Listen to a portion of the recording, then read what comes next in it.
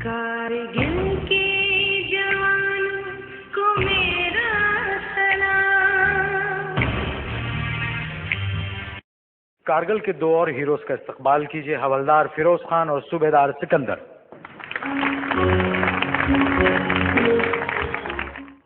कारगिल में आपने जंग लड़ी? जी सर, लड़ी। किस जज्बे से जंग लड़ी? हमने 1971, 1965, 1948 ये तीनों से अफजल जज्बे से लड़ी है सर, और इंशाल्लाह इसके बाद भी लड़ेंगे।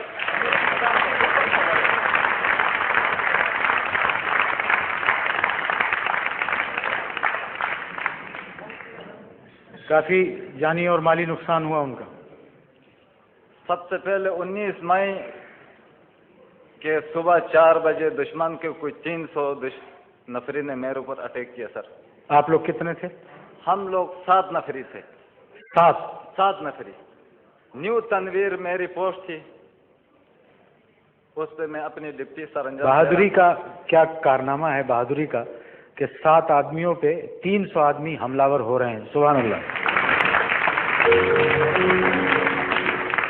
इसे कहते हैं बहादुरी। जी, मैं 4 बजे दुश्मन को कैप्चर कर चुका था। मैं सिर्फ इंतजार में था कि वो क्लोज हो जाएं, उस वक्त मैं उन पे फेर गिराऊं, क्योंकि उनका ज्यादा से ज्यादा नुकसान हो जाए। अचानक खुदा के करना भी ऐसा हुआ, 5 बजे के करीब उन्होंने एक जगह में सटे कर लिया और मामूली उन्होंने एचपी कुकर पर चाय की तैयारी किया, आधा कप चाय पियेंगे।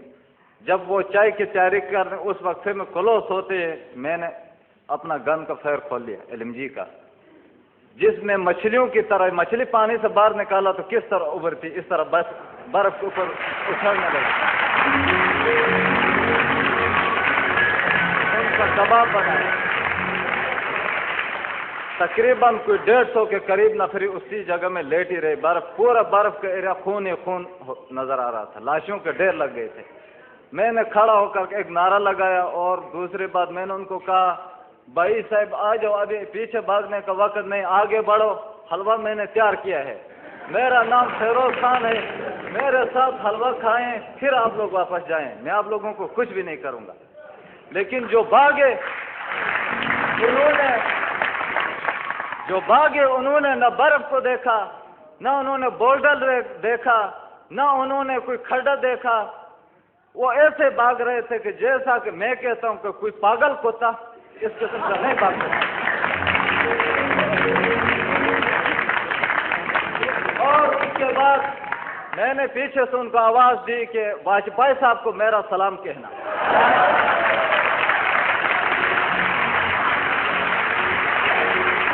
बहुत शुक्रिया। उसके बाद तीसरा नंबर पर मैंने उनसे अर्ज किया, भाई ये तकलीफ आप क्यों करते हैं, आप आगे बढ़े, हम सब मिलकर कश्मीर को आजाद करते हैं। बहुत शुक्रिया। उन्होंने कहा कि छोड़ो इस कश्मीर को, हमारा जान को आजाद करो, हमें पहले छोड़वाओ, हमारी जान को आजाद करो। उसके बाद सर जी सर मुझे जरा मौका दे दें सर, मैं अपना जरा, ये आपका शो है, आप ही के लिए 4 महीना परेड का जो जंग लग गया हमारे दिल में वो जरा आज निकालूं सर। बिल्कुल निकाल। अपने नाजरीन को मैं बताना चाहता हूं सर, बता दूं। जी जी बिल्कुल। उसके बाद 4 दिन तक उन्होंने अपनी डेड बॉडी लगातार पीछे धुलाई करते गए सर। हमने अपने कमांडरों से इजाजत लिया, लेकिन उन्होंने फेर करने का हमें हुक्म नहीं दिया। मैंने यहां तक भी अपना कमांडर कर्नल तनवीर साहब से अर्ज की थी, अगर आप मुझे इजाजत देते हैं तो मैं उनकी 50 नफरी को कैदी बना के आपके सामने ला सकता हूं।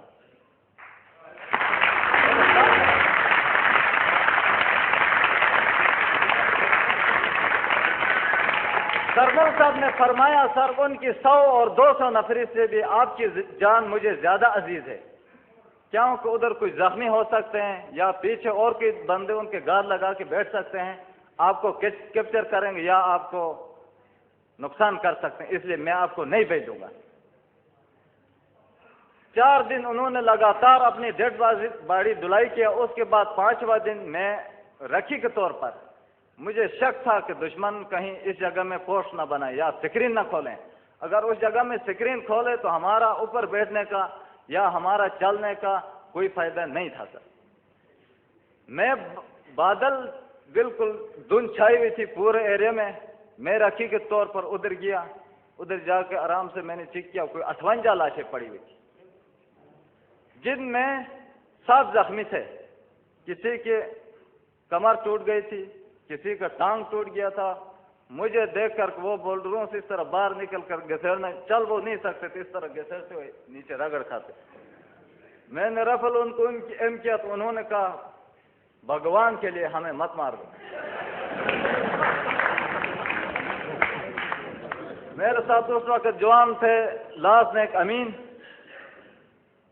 جب انہوں نے آپ کو انہوں نے عرض کیا جی اللہ تعالیٰ کی رضا کے لیے میں آپ لوگوں کو چھوڑتا ہوں, اگر آپ لوگوں کی جان بچ سکتی ہے, آپ نیچے اپنا کیمپ میں پہنچ سکتے ہیں تو آرام سے جائیں, گھبرانے کی کوئی ضرورت نہیں, آرام سے جائیں. اور نیچے جا کے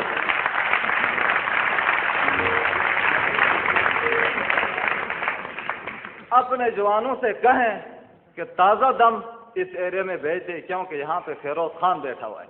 تازہ دم جوان.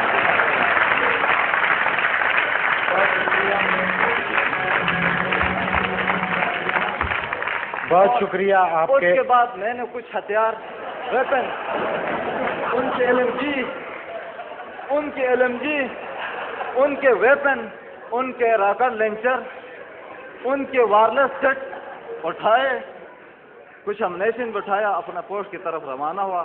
جب دوسرا اٹیک ہوا تو ہم نے ان کے ہتھیار سے 8 گھنٹہ ان کے ساتھ مقابلہ کیا. ان کا ہتھیار ان کا.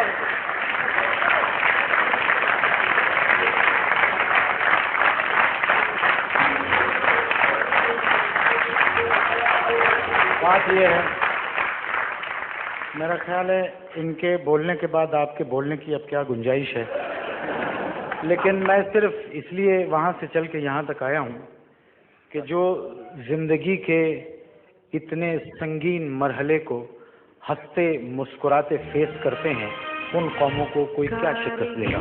آپ کی آمد کا بہت شکریہ. Thank you.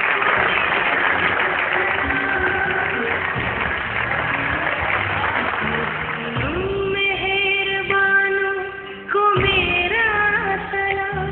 جنگ